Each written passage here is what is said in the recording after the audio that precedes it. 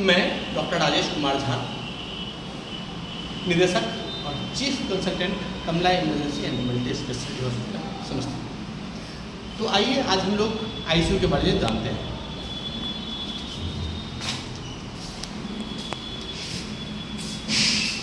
Actually ICU किसी अस्पताल का हृदय होता है, जहां उस अस्पताल के सभी गंभीर मरीजों को भर्ती किया जाता है। तो जाहिर सी बात है कि जहाँ पे गंभीर मरीज हैं वहाँ जिंदगी मौत की जद्दोजहद है। यह आईसीयू जो होता है वह ओपीडी में काम करने और मरीज को देखने से बिल्कुल डिफरेंट होता है, बिल्कुल अलग सा होता है।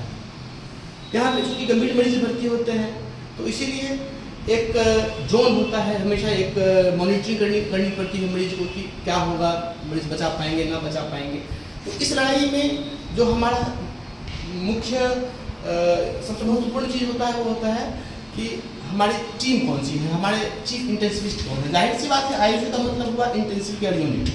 तो इंटेंसिव केयर यूनिट में इंटेंसिविस्ट का होना जरूरी है और इंटेंसिविस्ट होते हैं प्रायः वो इंटेंसिविस्ट, चीफ इंटेंसिविस्ट कौन है, वो एमबीबीएस हैं, एमडी हैं तो किस विभाग से हैं, क्या वो एनेस्थेसियोलॉजिस्ट हैं या क्रिटिकल केयर मेडिसिन से हैं। तो आपको किसी भी आईसीयू में भर्ती होने से पहले वहाँ के चीफ इंटेंसिविस्ट के बारे में जानना जरूरी है कि आप सही में उस स्टैंडर्ड में, उस मानक आईसीयू में है या नहीं है।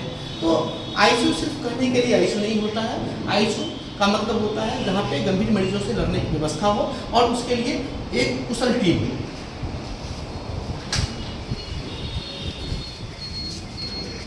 अभी हम हैं कमला इमरजेंसी और मल्टी स्पेशलिटी हॉस्पिटल के आईसीयू में। तो जाइए आइए जानते हैं।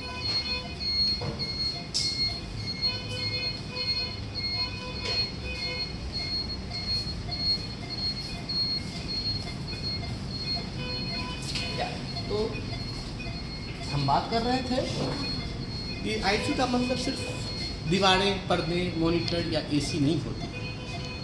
आईसीयू का अर्थ है एक कुशल टीम और जहाँ पे गंभीर मरीजों को बचाने के लिए व्यवस्था, इक्विपमेंट्स हो। बहुत बार मैंने सुना है लोगों से कहते हुए कि हमने आईसीयू खोला है, बिना वेंटिलेटर का आईसीयू है, तो मुझे थोड़ी हंसी आती है। सच पूछिए तो बिना वेंटिलेटर के आईसीयू की कल्पना संभव ही नहीं है। बेसिक चीज़ें हैं, एबीसी हम लोग बोलते हैं अपने मेडिकल साइंस में उसको। एबीसी का मतलब होता है एयरवे, ब्रीदिंग एंड सर्कुलेशन। अब पेशेंट किसी विभाग का हो, किसी कारण से हो, जब उसकी जान जा रही होती है तो कहीं ना कहीं ये एबीसी कंप्रोमाइज होता है। उसकी सांस की नली चौक कर गई या उसकी ब्रीदिंग अच्छी नहीं है या उसका हीमोडायनामिक स्टेटस अच्छा नहीं है, उसकी बीपी कम नहीं है। बहुत बार ऐसा भी होता है कि मरीज होश में आते हैं, हम लोग कहते हैं कि मरीज आपका सीरियस है, तो लोगों को विश्वास नहीं होता। एक्चुअली ऐसा तब कहते हैं जब मरीज की बीपी नहीं होती, बीपी कम होती है। और अगर किसी भी कारण से मरीज की अगर बीपी बहुत कम है तो सच पूछिए अगर वो 8-10 घंटे कम बीपी रह जाए तो मरीज के मल्टी ऑर्गन डिस्फंक्शन में जाने का डर रहता है, संभवतः उसकी पहले किडनी खराब होने का डर रहता है। तो धीरे धीरे पेशेंट की जान जा सकती है और मरीज आते तो होश में है लेकिन समय के साथ वो धीरे धीरे गंभीर होते चले जाएंगे और उनको बचा पाना मुश्किल होगा। इसलिए rapid restoration of haemodynamic status, यानी हमें जितनी जल्दी हो सके उसकी बीपी लानी है। तो उसके लिए इन्फ्यूजन मशीनें होती हैं जिससे हम बीपी बढ़ाने वाली दवाइयाँ चलाते हैं। ब्रीदिंग के लिए वेंटिलेटरी सपोर्ट होती है। एयरवे किसी तरह से पेशेंट होश में सांस अच्छी है लेकिन उसकी एयरवे सैक्रिफाइस्ड है तो हम उसको इंट्यूबेट करते हैं एयरवे को पेटेंट रखने के लिए, एयरवे उसकी सांस की नली को खुली रखने के लिए। तो ये बेसिक चीज़ें हैं, ये बेसिक एमिनिटीज जो आईसीयू में होनी ही चाहिए।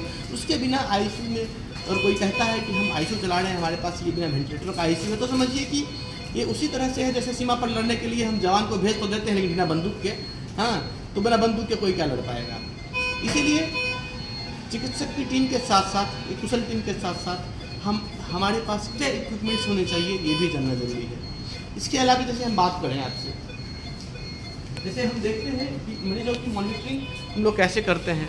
जैसे एक मॉनिटर है, उसमें सभी पेशेंट के बेड पे मॉनिटर लगा होता है जिसमें उसकी हृदय गति, उसकी ब्लड प्रेशर, उसकी सांस की गति, उसका ऑक्सीजन लेवल, उसके टेम्परेचर, बहुत सारी चीज़ें शो होती रहती है जो पल पल की रिपोर्ट करती है कि हमारा तब किसी का आईसीयू का जो एक माहौल होता है वो बड़ा बेतरतीब, मतलब बहुत कहिए कि एकदम जद्दोजहद वाला मामला होता है। किसी की धड़कन बढ़ रही होती है, किसी की धड़कन घट रही होती है, किसी का ब्लड प्रेशर नहीं है, किसी की सांस जा रही होती है, उसे वेंटिलेटर पर लेना है, किसी की हृदय गति रुक रही होती है, तो उसे चलाने के लिए फिर हम लोग CPR करते हैं, उसे CPR हम लोग बताते हैं, CPR सिखाते हैं अपने स्टाफ को, है ना। CPR सिखाने का व्यवस्था होगा, हमारे पास मैनिक्विन रखते हैं, तो हम लोग ग्रेजुअली अपने स्टाफ को ट्रेनिंग देना, अपने स्टाफ को स्किलफुल बनाना और लाइफ सेविंग इमरजेंसी को टैकल करना, ये बेसिकली हम लोग सिखाते हैं। समय समय पे इसकी स्टाफ कितना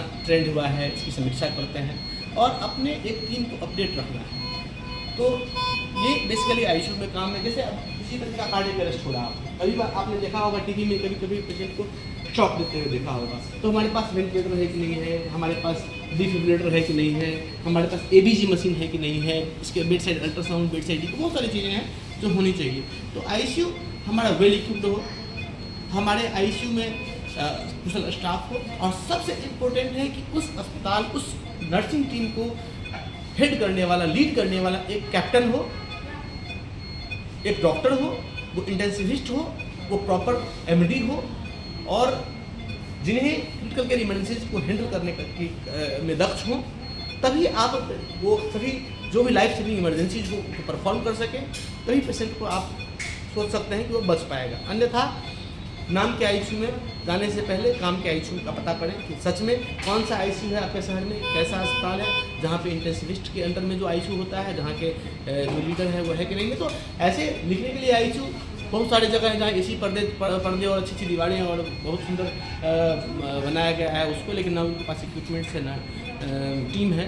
तो ऐसे तो फिर वही आईसीयू हुआ जो जैसे बिना कप्तान का जहाज। हाँ, जब प्रलय आएगी, जब समुद्र में उफान आएगा तो डूबने लगेगा।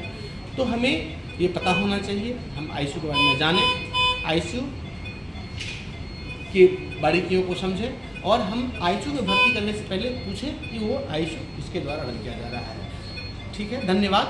हम लोग और